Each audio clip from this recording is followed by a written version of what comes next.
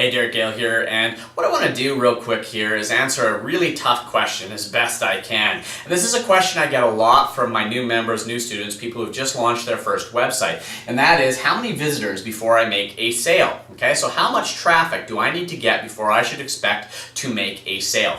And the fact is that is a really tough question to answer because there's so many different variables that come into play that could be affecting this specific number. And some of those variables include, well, first of all, your sales process, okay? Do you have a good sales letter? Do you have a good offer? Is it competitive, etc., etc., okay? That's variable number one. The second major variable that has a huge impact on this is your traffic source, okay? Because different traffic sources have different conversion ratios.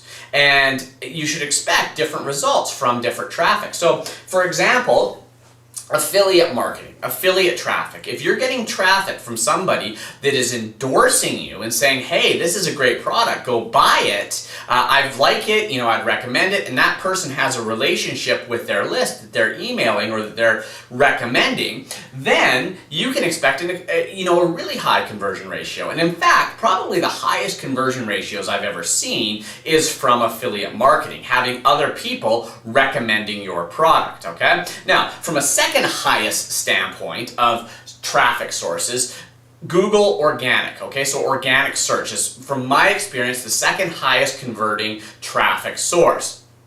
And that doesn't include AdWords, because AdWords is paid, okay? But my experience is that Google converts a visitor from an organic search in Google is going to convert exponentially higher than a visitor from a paid ad or some kind of different paid ad. So my point is numerous different types of traffic sources are all going to affect your conversion ratio. So when you ask this question, you need to take that factor into consideration. So if you go out and if you're advertising and getting a whole bunch of unqualified junk traffic, that number is going to vary. What could take, 20 visitors through affiliate marketing to make a sale could take potentially, 500 visitors through another traffic source. And that's just the reality of what it is. Social media is a really tough one. A lot of people struggle to get good conversions directly off of that versus somebody who's actually searching in Google. So my point is there's numerous different variables that are going to affect how many visitors you need before you get a sale. So there is no one right answer. There's numerous different variables that impact this, and you need to take that into consideration. So what I want to do is I want to answer this question, and I'm going to assume that the following variables or the following factors, if you will, are true. So first of all, you have a good sales process, you've done your market research, you've written a good sales letter, you have a good sales video, your website's functional, it works, there is demand, and you have a qualified targeted traffic source. So you're either using pay-per-click to drive targeted buyers, or you're ranking for targeted qualified terms and you're bringing visitors to your website that should be good potential buyers. So assuming those two factors are true, here's kind of the average that I give people to shoot for with a new website. But before I throw these numbers out there, I want to have a bit of a disclaimer that says these are just an average that I have gleaned from working with numerous different businesses over the last 15 years on the internet, okay? These are by no means a strict rule. Rather, they're just a benchmark for you to measure a new website against. Now, as your website develops, as you get more traffic, you're going to be able to set your own benchmarks to measure against for your specific niche. And what I mean by that is, once you've had, say, 1,000 visitors to your website, and that's typically what I use. Once I have 1,000 visitors to a new website, I'm going to say, okay, that's now my control, okay? And what I mean by control is this is my expected conversion ratio. So if I had 1,000 visitors and I made 15 sales, I'm going to say my control conversion is 1.5%, okay? So now I'm going to start adjusting, tweaking, fine-tuning my website, my traffic sources to start trying to increase over that number. So I'll make a change, I'll leave it for a period, another 1,000 visitors, and see does that increase. Or we can get a little bit more advanced into split testing and stuff like that, but I don't want to talk about that today. Rather, what I want to do is I want to give you a baseline that you can use with your new website. So the best way for me to break this down is actually by price point, okay? And when I say by price point, it's because my experience has been is lower priced products typically range in a certain conversion ratio, and the higher you go, you start to see that conversion ratio drop slightly, okay? Now, is that true for everything? Absolutely not, okay? But once again, these are kind of averages. So if you're starting a new website, maybe you're just throwing it to ClickBank, or you're just starting to get some traffic to your website, what should you be expecting for your conversion ratio? All right, so once again, I said it's kind of a price point thing, right? And my experience has been, so from that kind of, let's say, $0, which nobody's selling for $0, but let's say $1, okay, to $100.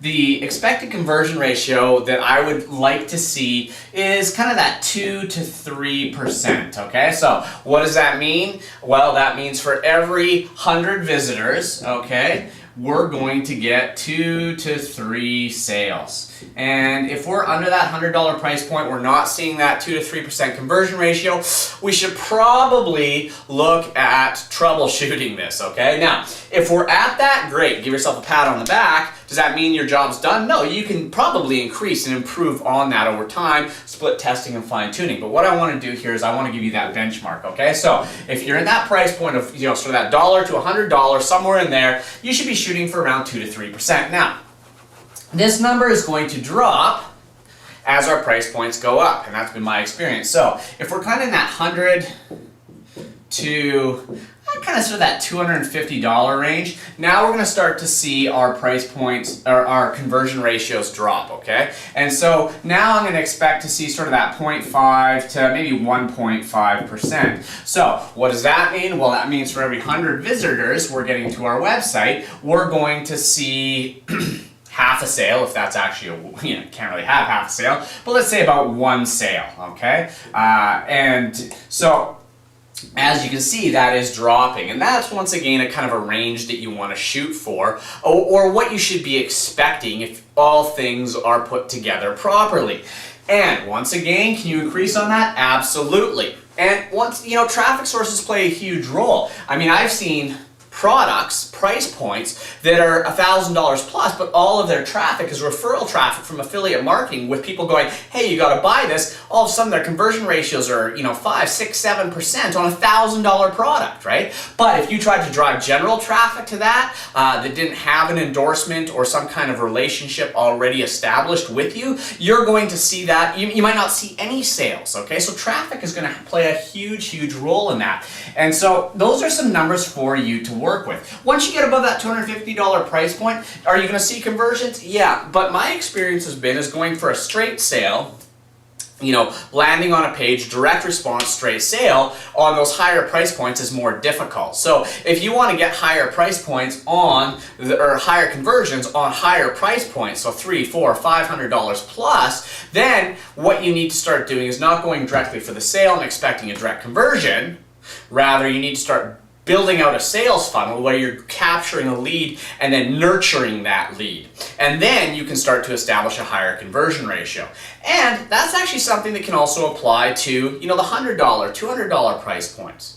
Getting people in the front door just as a lead, building that relationship. And the more of a relationship you have with somebody, the higher that price point's going to get. But that's a whole other conversation. What I wanted to give you here today was kind of a benchmark to work against. If you have a new website, what should you expect? And are those numbers absolute? No way, absolutely not. But they're a good reference for you, because I understand, as a new website, where do you start? Where do you say, okay, yeah, good job, or, oh my goodness, I need some help, all right? So, if you have a new website, drive 1,000 visitors to that website, or 500 to 1,000 visitors to that website, establish your control, see where you land in that range that I gave you, and then, from there, you continue to fine-tune, test, tweak, and improve on that conversion ratio. And I gave you averages there, but everybody can beat an average. It just takes a little bit of hard work and a little bit of testing. So there you go. Hopefully I've given you a little bit more clarity, and good luck.